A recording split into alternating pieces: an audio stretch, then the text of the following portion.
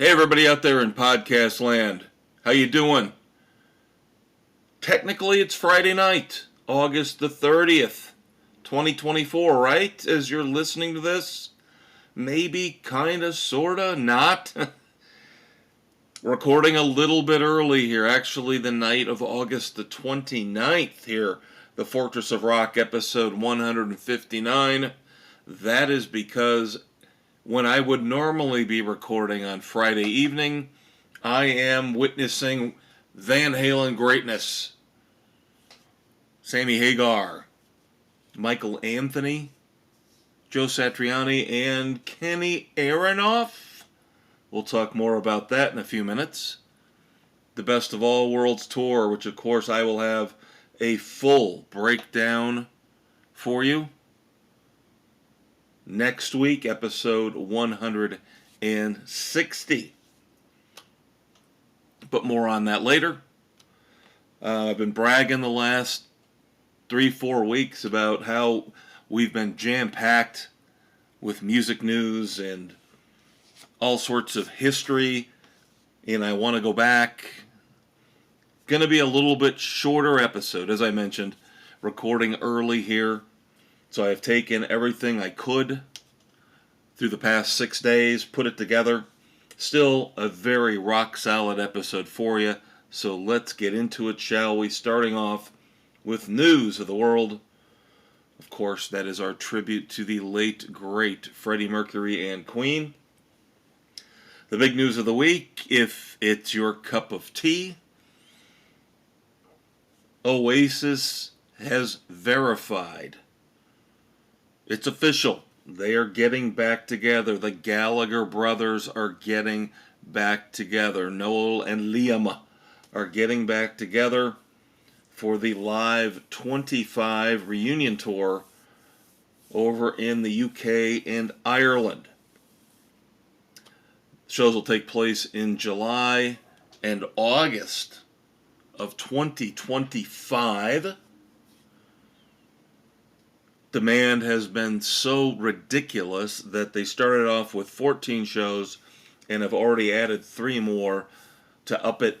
Now we're at 17 shows. Again, July and August of 2025. I don't get it. I mean, I know Oasis is extremely popular overseas, and that's fine. But the hype surrounding this is just, to me, over the top. You've got British odds makers putting odds out for if they will break up, if the Gallagher brothers will break up and not be able to finish the tour. Odds, as I checked earlier today, 4-1. And then there's also the insulting. It's insulting to me.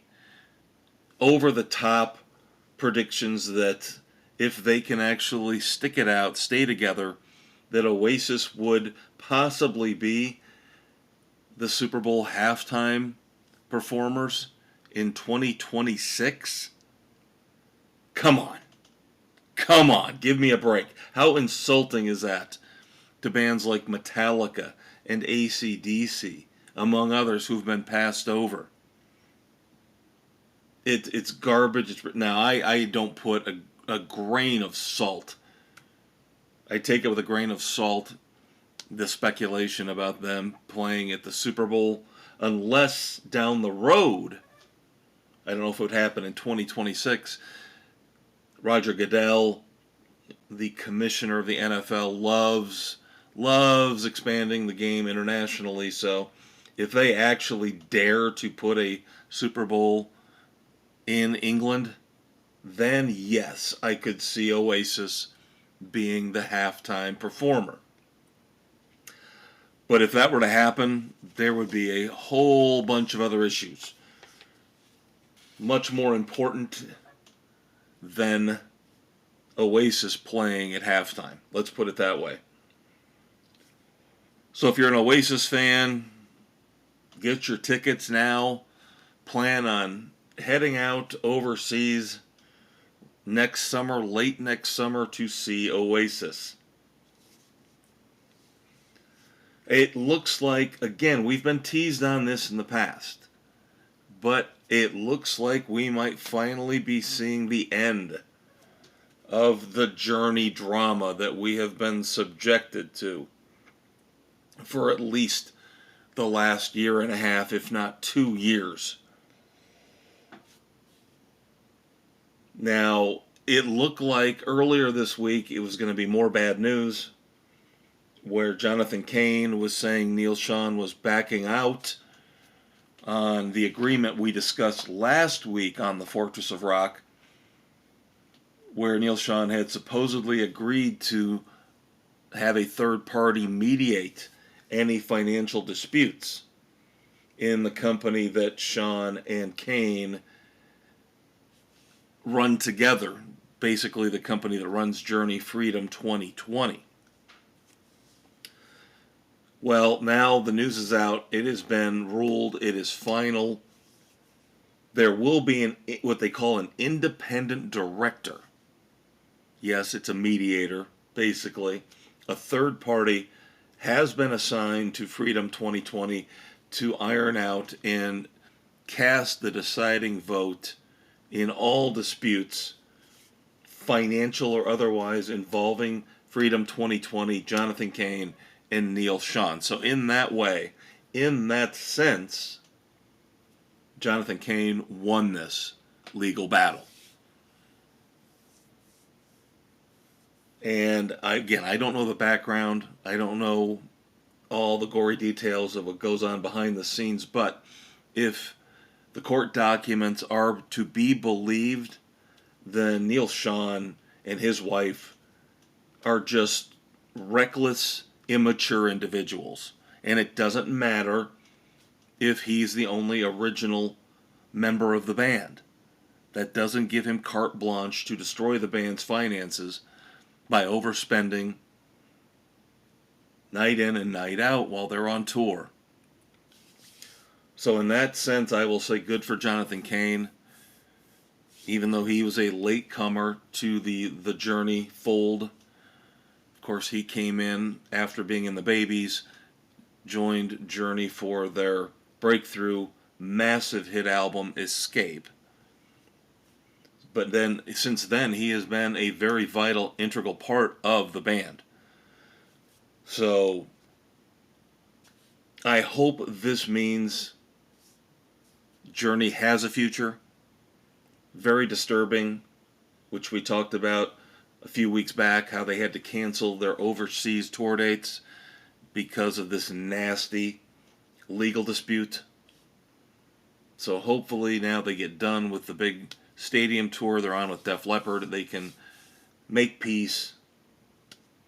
They've got a third party to iron out their differences, and hopefully they can move on and keep Journey going.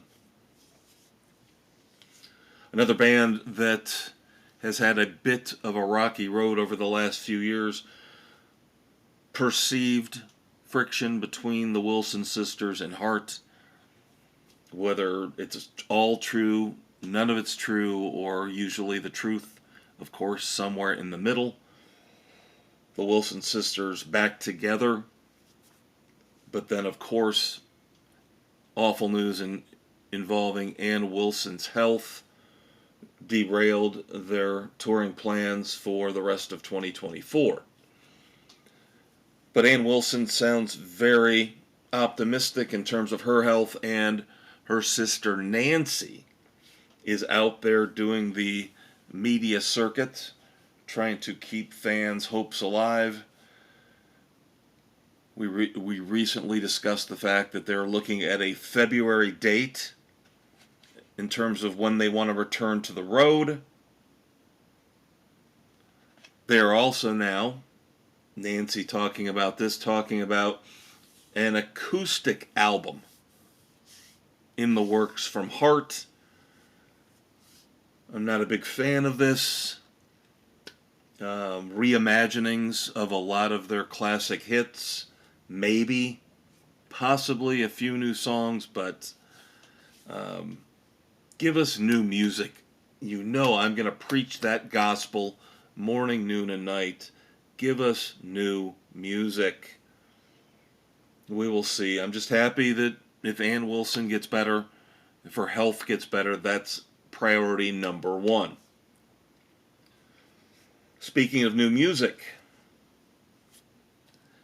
and I've been doing this a lot lately, talking about a lot of bands that I really don't like or don't care all that much about, but I know there's some of you out there who care, so here you go. The Cure are going to release 2 new songs on a limited edition live vinyl single on October the 1st. The 2 new songs are And Nothing Is Forever and I Can Never Say Goodbye. Supposedly these 2 songs they've been playing live for years. Now you will finally, for the first time, have a chance to own them. But the catch is, you're going to be paying through the nose for this limited edition vinyl single. Number one, it is eco-friendly. Produced through something called the Naked Record Club. Now there are limited edition versions, signed versions, I believe numbered versions. I know there's definitely signed versions. Numbered, don't hold me 100% to that. But there are the usual permutations, signed, numbered, special, all that different stuff. But even if you just want the regular single, the regular vinyl single, again, eco-friendly, which means that the Naked Record Club uses some kind of printing press that uses something like 80% less electricity. So you get to pay for that. You get to pay for the savings. Because the bare minimum price just to get the regular vinyl single will be $27. And again, if you're a Cure fan, you can get the signed editions for a lot more. That's up to you. Another story that we talked about here recently, like with Heart, following up on Nancy Wilson's discussions with the media over the last couple of weeks and how she's been disclosing a lot of details about what Heart has planned for 2025. We've also been talking about Elton John, his documentary feature, Never Too Late. We talked about it, in fact, last week. Well, now, news is out that it will premiere stateside on Disney Plus December the 13th. Remember last week we talked about the fact that its world premiere in theaters will be in October at the London Film Festival. So if you can hold on for a couple months, you can watch it with your Disney Plus subscription on December the 13th.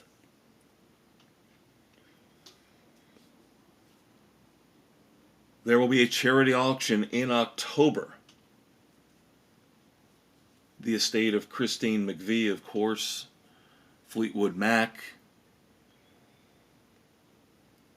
Over 650 personal items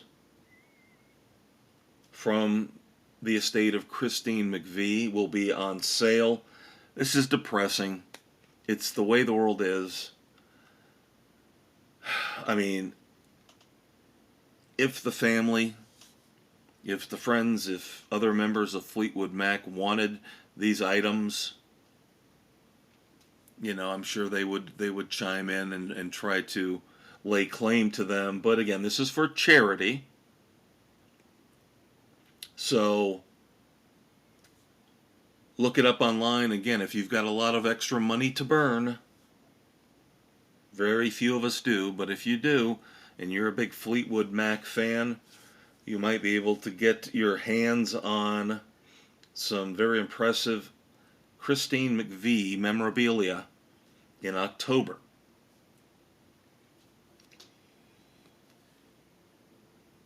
Mr. Big, is officially done with the road. I know we've talked about how possibly maybe we're going to review their last album, 10, at some point. But the big finish, their farewell tour, did officially finish August the 23rd in, of all places, Romania. Now, there's a chance they get back together and maybe record some more.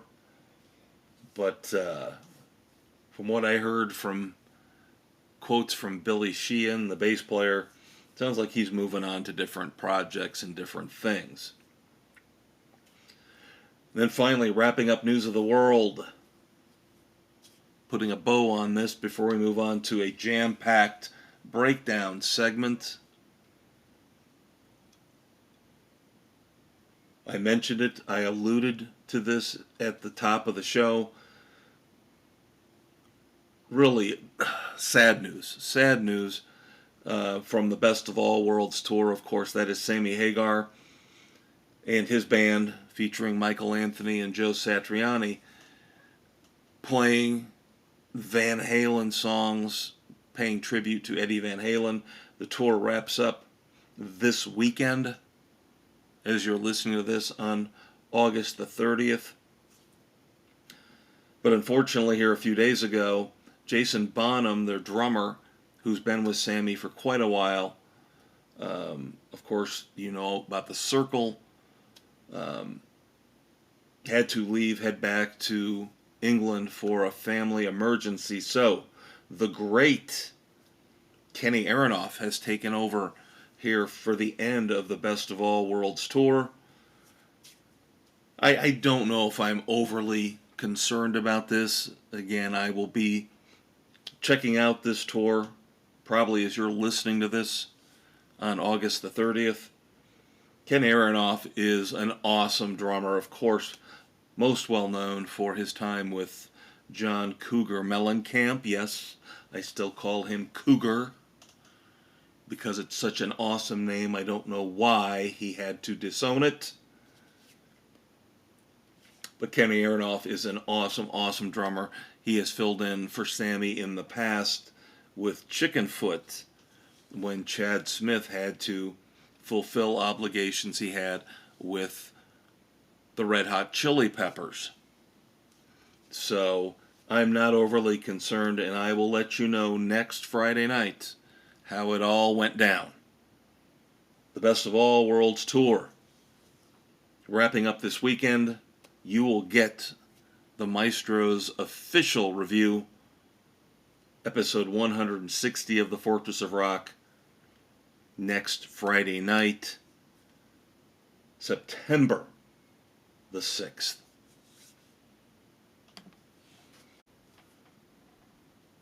All right, so now it's time for Breakdown, and this will be a jam-packed full segment here.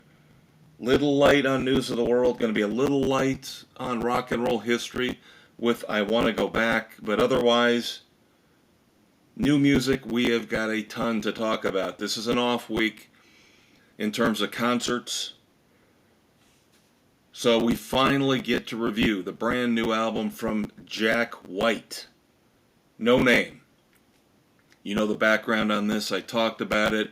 Yes, I jumped the gun a little bit, criticizing Jack White, giving it away for free. That's what she said. At his Third Man record stores. But he did make it available to all of us on digital, and there is a physical CD version coming out very soon. So, all is good between me and Jack White. Like there was ever any kind of a relationship. But the music is what matters. Let the music do the talking. And I'll tell you what, No Name is phenomenal. Phenomenal. This album reminds me of the best of the White Stripes, harkens back to Elephant, my favorite White Stripes album. The nasty guitar hooks, the bare bones but fierce drums, a little bit of punk edge to it. And I listened to it again today, getting ready to do the episode, probably for about the 15th time since I've gotten it. And again, I apologize, with all the concerts, I've had to push this one back a couple weeks further than I normally would for such a great album. But today the feeling struck me when I listened to it again that this is the kind of punk energy that you don't get anymore from Green Day. Green Day has kind of become more of a corporate manufactured, oh, look at us, we're tough punk guys. No, you're not. No, you're not. You were back when you recorded Dookie. Not anymore. Not even close. You're corporate shills for the Democratic Party. Oh, did I say that out loud? I'm so sorry. But Jack White is hit and miss. I will admit it. He's always hit and miss when it comes to his projects. I ripped last week on Sammy Hagar a little bit, in terms of him being musically ADD and jumping around from group to group and different permutations. Now, Michael Anthony is always the constant, and it'd be ridiculous for Sammy to ever ditch Mikey. But all the other pieces, Vic Johnson, Jason Bonham, now Kenny Aronoff, Joe Satriani, Chad Smith, you move these pieces in and out, and it's Chickenfoot. It's The Circle. Now there's a new band. Jack White does have a little bit of that in him as well. Of course, we know he's got the Raconteurs. He's got the Dead Weather. Now, I don't know what the future holds for those particular bands. It would make me very sad, let's put it this way, if we never hear anything more from the Raconteurs, because they are fantastic. Brendan Benson, of course, in there with Jack White, kind of plays the foil in that band to him. And it's something we always talk about. It's a point we always hammer home, that great musicians need somebody, a group dynamic, somebody in a group dynamic to keep them in check. To say, once in a while, no, that's not good. Let's go in this direction, not in the direction you want to. We've already done 80% of what you've wanted. The other 20% we need to refine and figure out a different way to do it, because it sucks. But I will give Jack White a ton of credit here with No Name. I think he realized he needed to come full circle. And after releasing his 2 albums here recently, within the last 18 months, 2 years, that were pretty underwhelming, for him to put out No Name and this blistering 13-track set, I give him all the credit in the world. He is back. He is back full force. Again, you take all the eccentricities with Jack White. We talked about the fact that his quote-unquote tour for this album, he'll just show up wherever he wants, supposedly, and if you're lucky enough to hear about it within a day or two of when he's going to play, then there you go. You can go see him. But this is not going to be a big production, a big Ticketmaster, Live Nation event. Let us go through No Name, as we always do here on the Fortress of Rock, track by track. And I will warn you right now,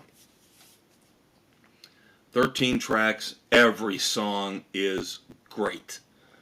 There are differing degrees of greatness, and I will point those out to you, but keep in mind that there is really not a bad song on this album, and it is why I will spoil my review already for you. It is my front runner for Album of the Year now, and it's not even close.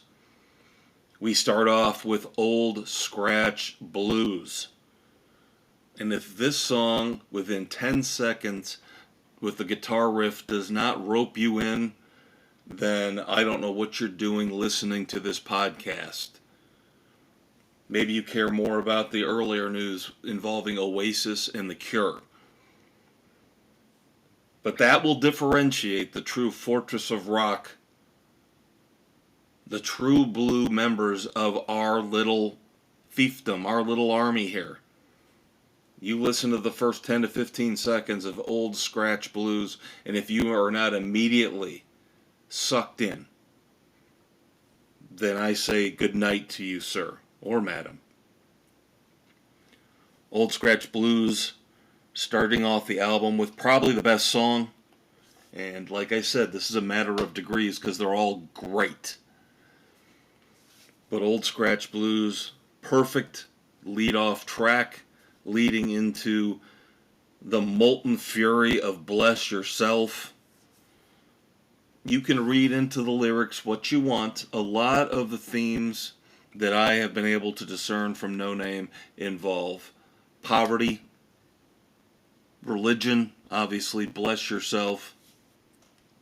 But Bless Yourself has just got a nasty, blistering anger behind it. Then that leads into That's How I'm Feeling. Another phenomenal, phenomenal song. And the pattern you will find on No Name is that, number one, there are no eccentric, oddball diversions here. We're not straying from the path. This is straight ahead, nasty, hard rock, hard blues, borderline metal, I'm telling you, in some cases. Track 4, with another killer riff, is It's Rough on Rats, if you're asking. Then if you want to find a weaker song, and I'm not saying they're weak, but the first one of those handful would probably be track 5, Archbishop Harold Holmes. But it's still a very good song. So this is what I'm telling you. It's hard for me to criticize this album. Bombing Out is next, very solid, and then we get back-to-back ridiculous highlights. Right up there with Old Scratch Blues. Track 7, What's the Rumpus? With probably the best line, the best lyric on the entire album, because What's the Rumpus sounds like a criticism of the media to me. The line is, it doesn't matter who, it only matters what you know. You have to listen to the song. It is ridiculously good. And then that leads into an even better song with possibly the greatest riff, guitar riff on the entire album. Tonight Was a Long Time Ago. A fantastic guitar solo from Jack White. We might take a little bit of a step back, but that's only because What's the Rumpus and Tonight Was a Long Time Ago were so good. But Underground, track 9, also exemplary. Another great riff, a little bit of wah-wah guitar there. Track 10, Number 1 with a Bullet, is solid. Then we bump up again a little bit on the quality scale to Morning at Midnight, which, if you're going to steal from somebody, if you're going to borrow from somebody, it might as well be yourself. Because Morning at Midnight sounds to me like it's almost directly cribbed from an old White Stripes song. But again, if you're not stealing from somebody else, you're only stealing from yourself, who am I to criticize? Because Morning at Midnight is a great song. Then the final 2 tracks may be a little bit weaker, along, as I mentioned, track 5, Archbishop Harold Holmes. I would say Missionary, track 12. Not bad. Again, every song is good. I'm going to emphasize that one last time. Every song here is good. And then finally, the closing track, Terminal, Arch Enemy, Endling. I don't know why he decided to call it Endling. I had to double and triple check that to make sure. I thought that this song had a little bit, not a ton, but a little bit of the echoes from the Doors classic The End. And I look at this whole album in its entirety and I go, this has got to, in some ways, Jack White might be looking at this as his masterpiece. And that's why he tried for the big ending here with Terminal, Arch Enemy, Endling, and it doesn't quite reach the heights I think he wants it to. But this is a tremendous album. A tremendous album from beginning to end. I've already mentioned it's number one already through the end of summer. Unfortunately, that's where we are right now. Labor Day here just a few days away. But Jack White's No Name is already the best album of the year, easily, in my humble opinion so far.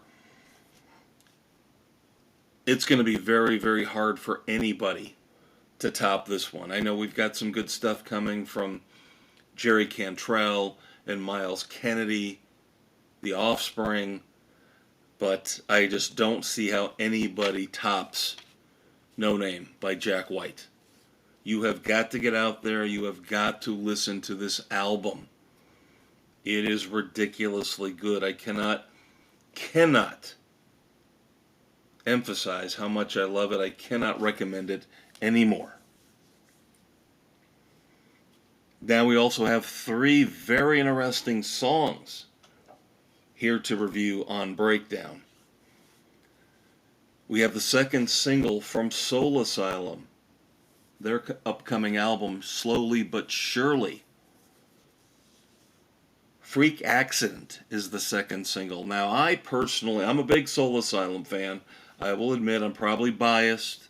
I'm biased with bands like Van Halen, Collective Soul, Living Colour, and I am biased when it comes to Soul Asylum. I think Dave Pirner is one of the greatest songwriters ever.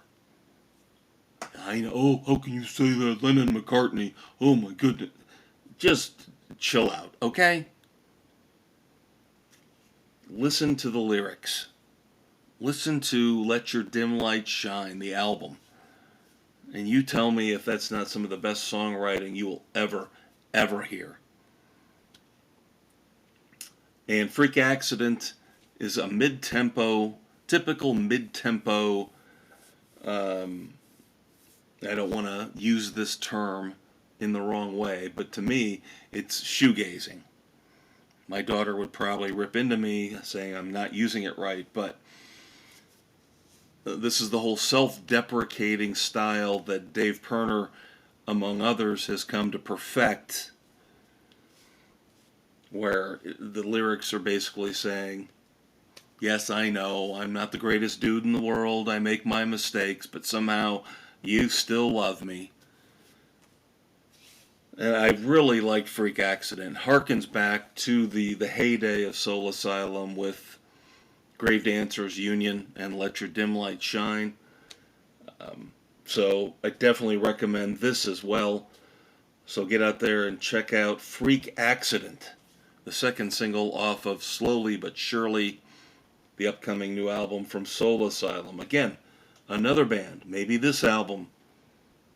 I don't know. I don't have high hopes for somebody knocking off Jack White's No Name, but we've also got Soul Asylum's new one coming out here in a couple months.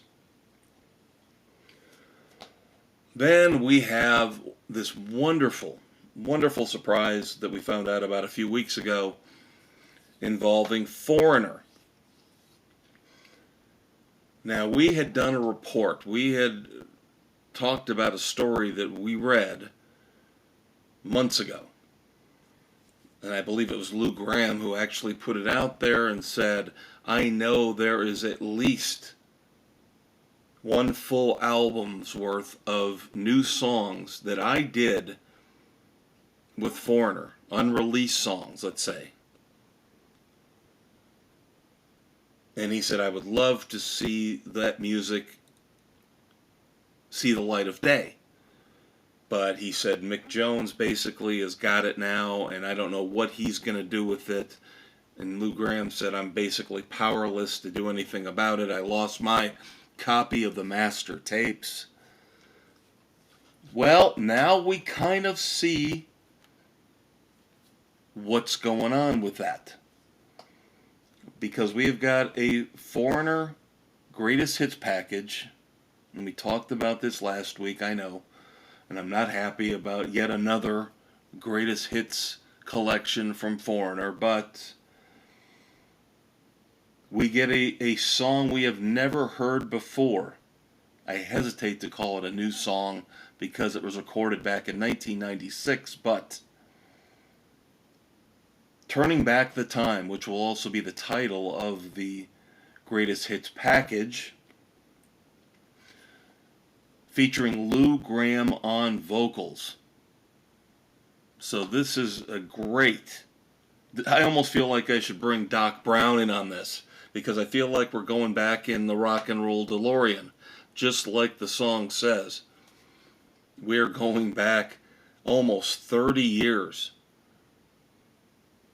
to the final months when Lou Gramm was in Foreigner, and we get this hidden, lost gem.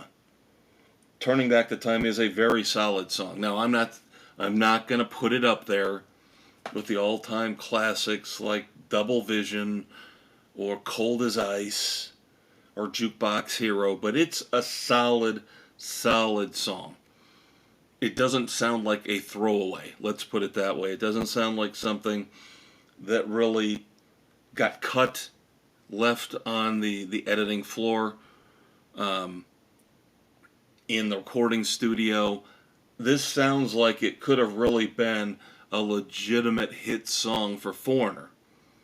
So I think this lends a lot of credence to what Lou Gramm was saying, where he was talking about there is a full album's worth of material out there that would make a very good Foreigner album with Lou Gramm on lead vocals.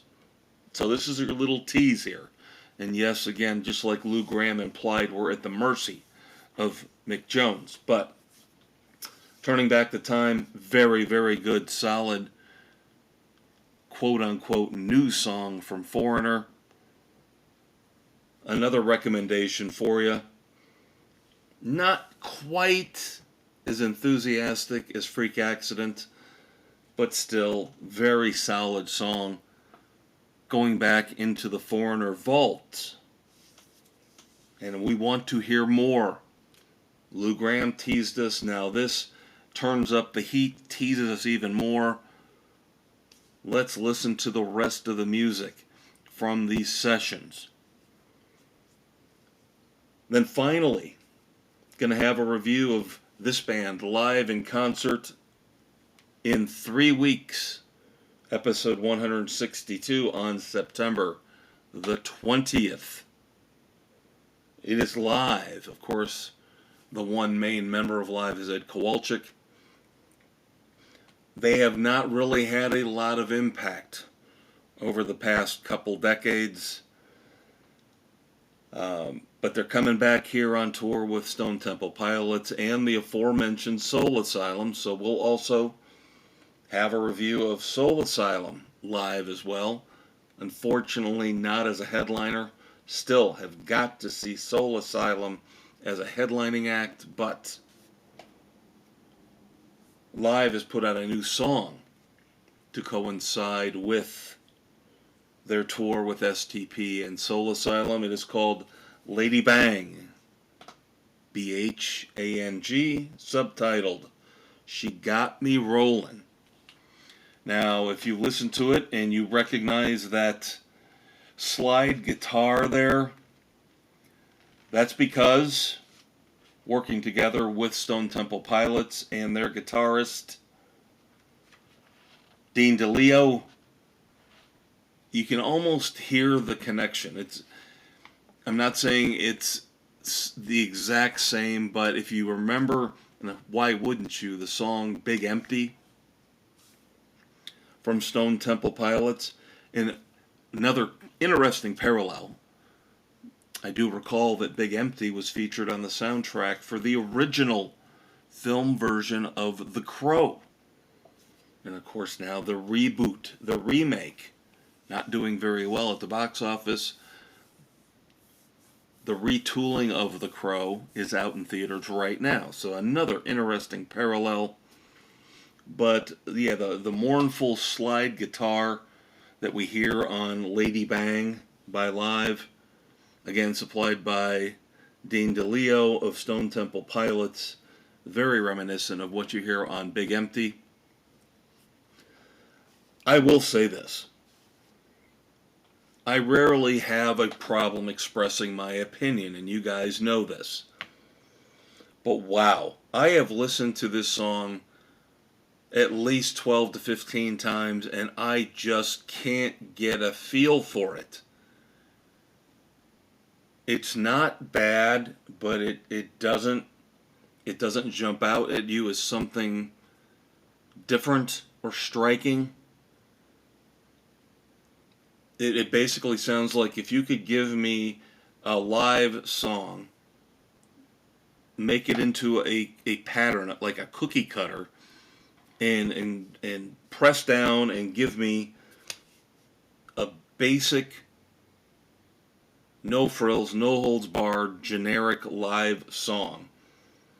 This is what Lady Bang is.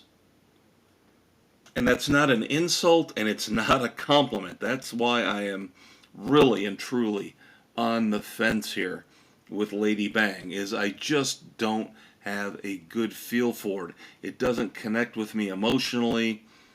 It's competent musically. I will, if I have to say one way or the other, I would say go ahead and listen to it, and you let me know what you think. Drop a comment. If you have us on Spotify, if that's where you listen to us most often, you can drop a comment. You can also drop a comment on the Facebook page, because I do believe this Sunday, for New Music Sunday, I will be featuring Lady Bang.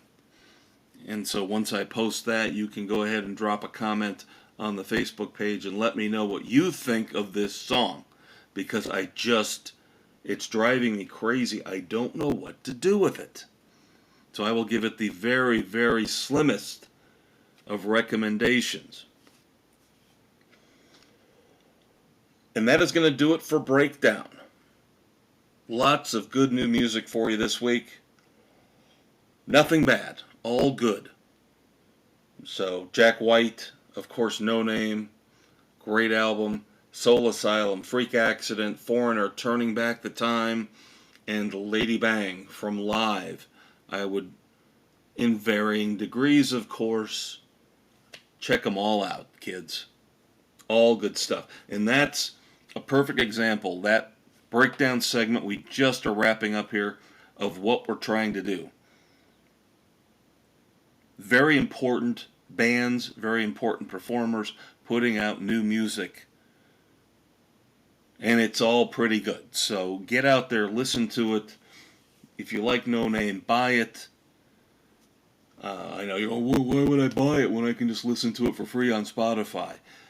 Because if we don't encourage these artists and these record labels by plunking down some money once in a while and buying this music, there is no encouragement for the performers, the bands, the acts to put out new music.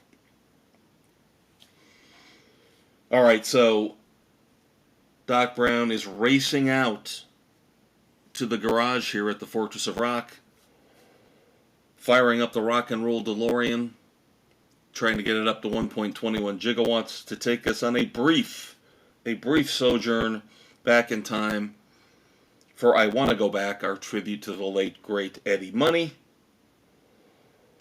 But while he's doing that, before we jump in the passenger seat and join him, let's take care of some business real quick, because I do believe I skipped part of this last week. Don't mind once in a while missing acknowledging our platforms, acknowledging the people who help in terms of the stories that we report on, but I don't want to miss more than 1 week here, so I definitely want to cover all my bases here.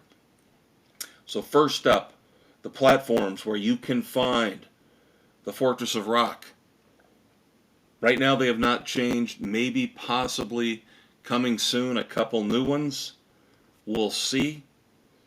But for right now it's still Spotify, Pocket Casts, Apple, iHeartRadio, Overcast, Amazon Music, Castbox, and Audible.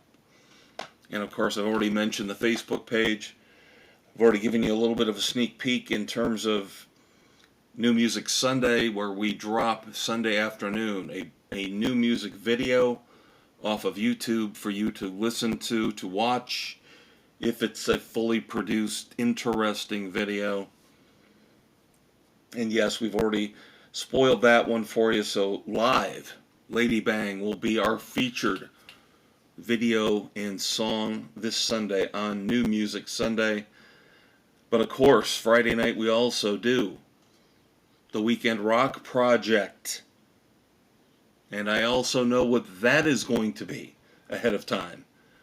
See, I'm already up on all this. I'm planning ahead because I know I'm going to be down outside of Indianapolis rocking it out with Sammy Hagar.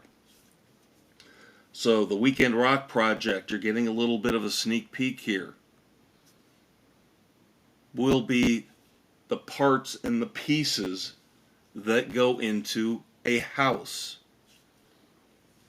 Now, we did here recently ask for your favorite songs that use the word house or the word home, but now we're talking about some of the essential pieces of the actual physical structure. So we're going to look for your favorite songs with walls, roof, window, floor, ceiling, that type of thing. Plenty of songs, great songs to choose from. So look for that Friday afternoon, August the 30th, on our Facebook page. And then, three main sources we use here that help out a lot with segment 1 and segment 3. UltimateClassicRock.com, invaluable source for a lot of great rock and roll news. We also get a lot, especially here for I Want to Go Back, from thisdayinmusic.com, and all the Van Halen news comes from the Van Halen newsdesk.com. Alright, so I'm jumping in here, strapping into the Rock and Roll DeLorean. It's going to be a quick jaunt. This is going to be one of our shorter I Want to Go Back segments. Not a ton that happened in rock and roll history on this day, August the 30th, but a few things to acknowledge and discuss. So let's start off with birthdays for August the 30th. August the 30th, 1954.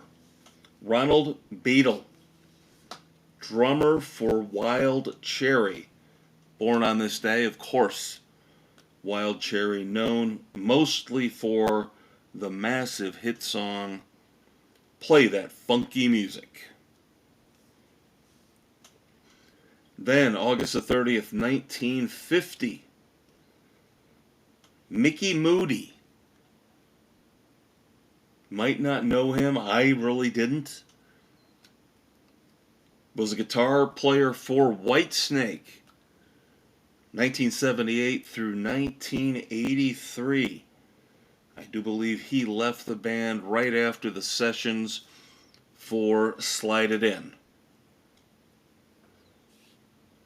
And then finally, August the 30th, 1935, John Phillips, of course a member of the Mamas and the Papas, and personally one of my favorite songs of all time, California Dreamin'.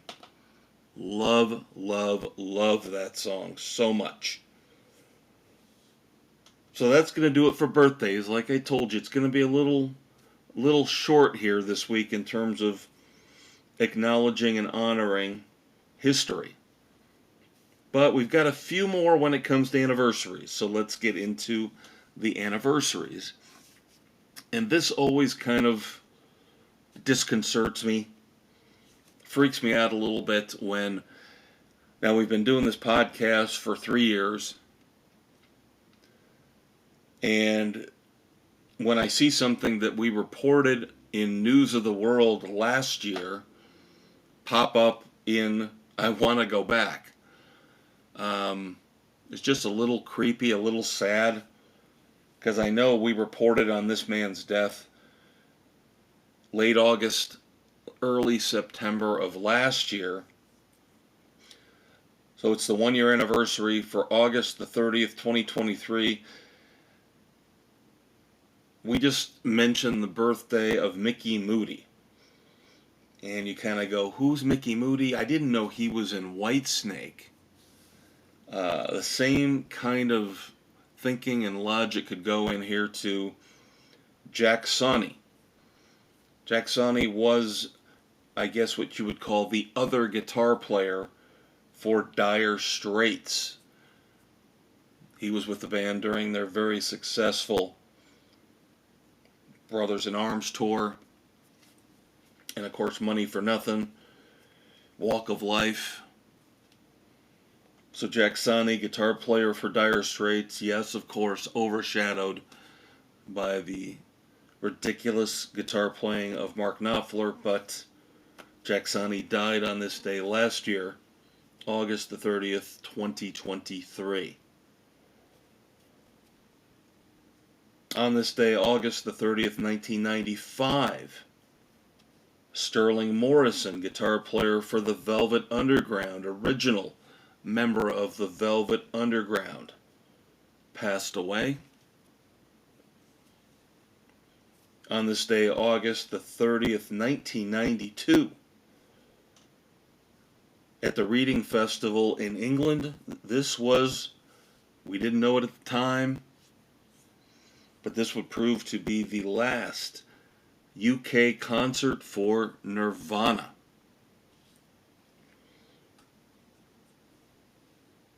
Now let's move on to scandal. Headlines and scandal and you know, all that good stuff. Adultery, debauchery. On this day, August the 30th, 1988, Julianne Phillips files for divorce from Bruce Springsteen. And I know you, oh, who cares? Everybody gets divorced. It's pretty commonplace. But I'm just going to, again, point out the fact that Bruce Springsteen is not the squeaky clean rock and roll god everybody thinks he is. He's kind of a scumbag. And I have numerous examples that I could pull out to show you how I can back up that assertion. This just happens to be one of them because, of course, Julianne Phillips filed for divorce from Bruce Springsteen because Bruce was allegedly messing around with his backup singer, Patti Scialfa, who he ended up marrying, and now they're blissfully happy together. So I'm so happy for Bruce and Patti, and everybody's forgotten about Julianne Phillips. If you look at Julianne Phillips and you look at Patti Scialfa, again, I will say, if it's true love, Bruce, congratulations, because she can't sing and she's not a looker. Oh, did I say that out loud? I'm sorry. On this day, August the 30th, 1986, Steve Winwood had the #1 song in the United States with Higher Love. Ugh. Not really one of my favorites. But I will say this. When I was doing the research for the podcast and I came across this, it really made me want to go back and listen to Arc of a Diver. I think at least the two big hit songs off of that album, Ark of a Diver, the title track, of course, and When You See a Chance, were great, great songs. And then Winwood became a little bit poppier and a little bit more radio friendly. But, so at least I will take something positive out of something negative. I don't like Higher Love, but good to see this little historical tidbit pop up. So now I'll go back and listen to the better songs that Steve Winwood put out at the beginning of his solo career on Ark of a Diver. Then finally in anniversaries, August the 30th, 1968, the Byrds released their 6th album, possibly their best and most influential, Sweetheart of the Rodeo. And so now Doc Brown's looking at me like, that's it? You made me get the DeLorean out of the garage at the Fortress of Rock for that? That's one of the shortest I want to go back segments ever. And I just sit here and I nod and go, turn it around. Let's start locking up the fortress, turning the lights off, pulling the moat up, the drawbridge. I always do that. Pulling the drawbridge up over the moat. You can't pull the moat up over the drawbridge. I'm all out of sorts here because we're doing this early. See? I'm discombobulated. But we're not done yet. You guys know this. I know this. We'll lock down the rock and roll DeLorean and I will move back into the studio at the Fortress of Rock and we will discuss what's coming up in the future. Still got a lot of cool stuff coming up over the next month, despite the fact that the summer days are fading away. How depressing is that? So let's get into Wrap It Up.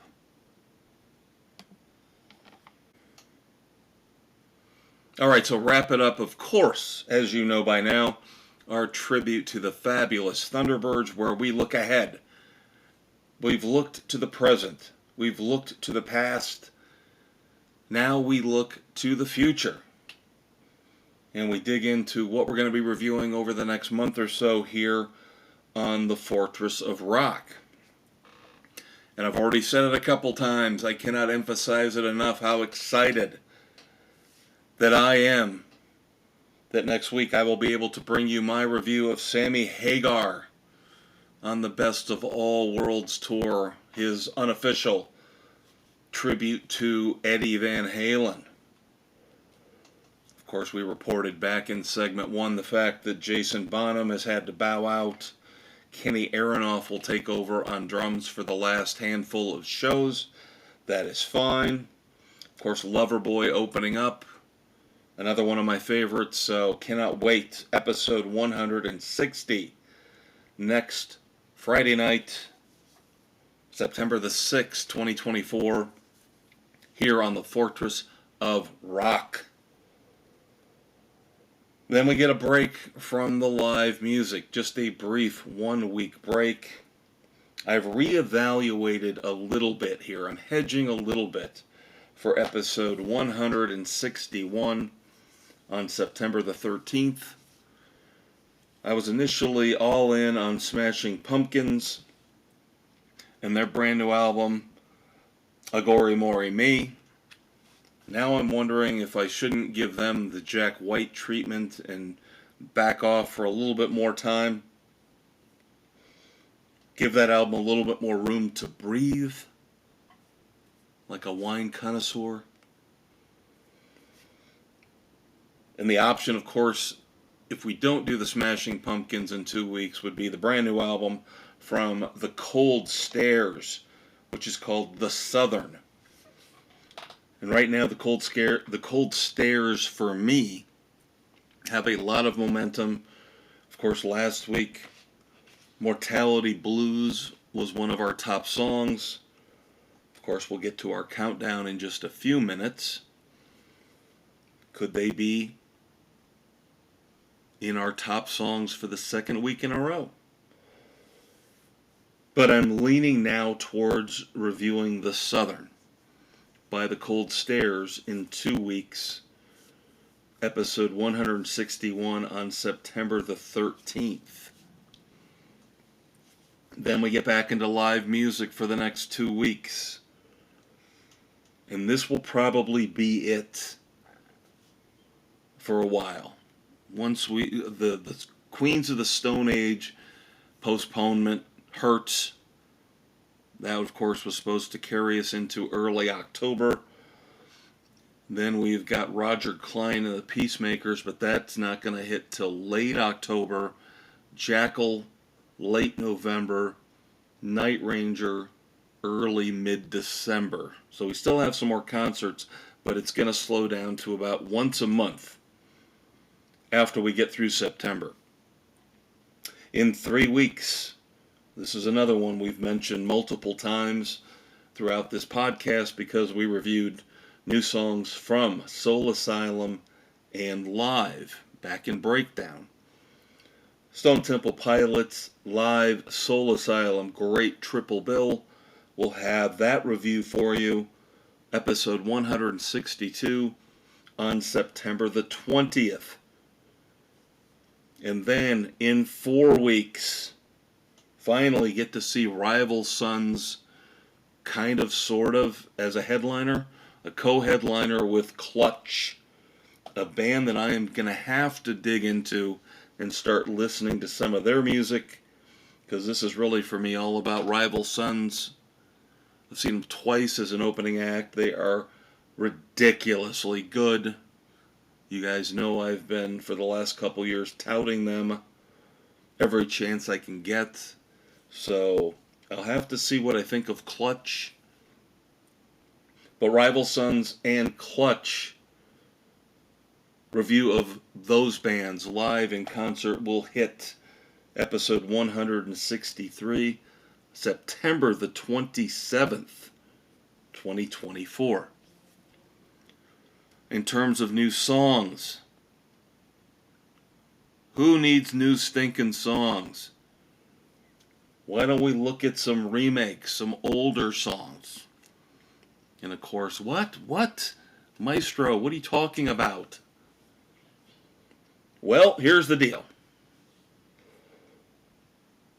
Next week, in addition to our review of Sammy Hagar Live, we're going to go back in time either literally or figuratively with the 3 songs we're going to be reviewing. And we've already talked about a couple of these, so you know Bryan Adams is putting out his version of the early 80s Kiss classic War Machine, which he co-wrote. So that is now out. We will review Bryan Adams' take on his own song, kind of sort of his own song. Bryan Adams' War Machine, of course, originally done by Kiss, as I mentioned, in the early 80s on Creatures of the Night. And it was a live staple for them throughout the years up until the end of their farewell tour. Motley Crue, we mentioned this one last week. Their cover of the Beastie Boys classic, Fight for Your Right. Now do you see the pattern? Do you see where I'm going with this? And then finally, the third song we're going to be reviewing, it's a rarity from David Lee Roth. Yes, I know we have been dealing with David Lee Roth a lot lately, as he basically puts out either a new song or a cover song almost every week. But this song is one of his. But it goes back to Your Filthy Little Mouth, his solo album going way back to the 90s. But this song isn't on most versions that were commercially released of the album. For example, I looked at my version. I, of course, bought it on initial release. This song is not on my version of the CD. So it's a very rare track that was available very limitedly on certain versions of Your Filthy Little Mouth. That song from David Lee Roth, Mississippi Power. So we're going to look at that one as well. So you can tell, again, what I'm getting at here with when I say looking back in time. The David Lee Roth song, almost reminiscent of what we're dealing with right now with the Foreigner song, Turning Back the Time, which we reviewed in Breakdown. An older song, finally really getting to see the light of day for the first time in Foreigner's case.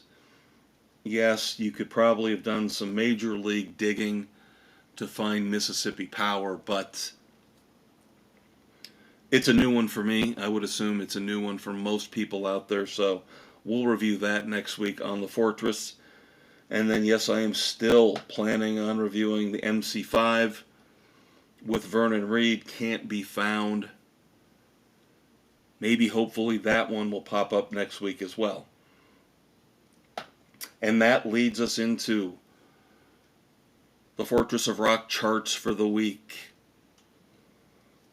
Of course, I always talk about how much I loved America's Top 40 with Casey Kasem growing up in the late 70s and early 80s.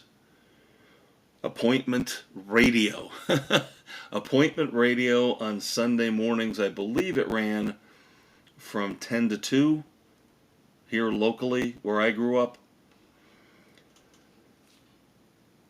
So, the charts in the 70s and the 80s, I tell you this every week, that's when they mattered. That's when they made sense.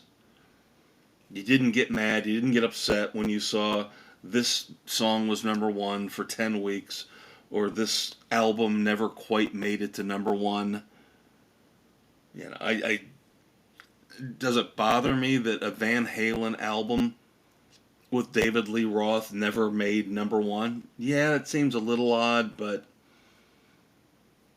it's okay. I get it. It's fine. But yeah, back in the 70s and 80s when the Billboard charts really mattered, not after they instituted SoundScan in the early 90s, and especially not now with the mess they've made of digital music. So we're kind of doing things the old school way. These are the albums, the songs that I've been listening to the most over the past week, trying again to encourage you to listen to new music and new albums. So this should be the fourth week in a row, I do believe, that our number one album is No Name by Jack White. Shouldn't come as a complete and total shock or surprise. And I can kind of look into my crystal ball into the future and guess that I think No Name will have at least another week or two at the top here. Because we really don't have a lot of new music in terms of albums especially coming out until October. So again, 4 weeks in a row for No Name by Jack White, the number one album here on the Fortress of Rock. Our top songs, and yes, I always cheat when it comes to this part of the podcast. I could pick one song, it happens, but it is a rarity. I prefer to share the wealth among a couple different performers, a couple different bands, or at least a couple different songs. And we happen to have two songs this week that we reviewed earlier in Breakdown. That is also something that's fairly common. For the second week in a row, Freak Accident by Soul Asylum will be one of the top songs of the week here on the Fortress of Rock, along with the 1996 lost gem from Foreigner, Turning Back the Time. So, your top songs of the week here on the Fortress of Rock: Soul Asylum's Freak Accident and Foreigner's Turning Back the Time. And that will do it for the Fortress of Rock here technically August the 30th, 2024, but as I mentioned, recording a little bit early because I'm going to be out on the road heading down to see Sammy Hagar. And you will get to share in my glory and my bliss of that event next Friday night. But until then, have a great, safe, happy Labor Day weekend. Hopefully a very long weekend off from work for everybody out there. Hopefully you'll indulge in the first full weekend of college football. If you're a sports fan, just enjoy the time with your kids, your family, your significant other. I am the Maestro, Kevin Crane. Of course, you are who you are. Once again, stay safe. This is one of those weekends where you have a lot of people partying a bit too much. Saturday night, Sunday night, even Monday night, even though a lot of people go back to work Tuesday morning, they like to push the limits, but don't you do it. You stay safe, stay sober, do not drive drunk. Love the one you're with. I will check you out for episode 160 in 7 days on September the 6th. But until then, rock out. Take care, everybody. Peace out.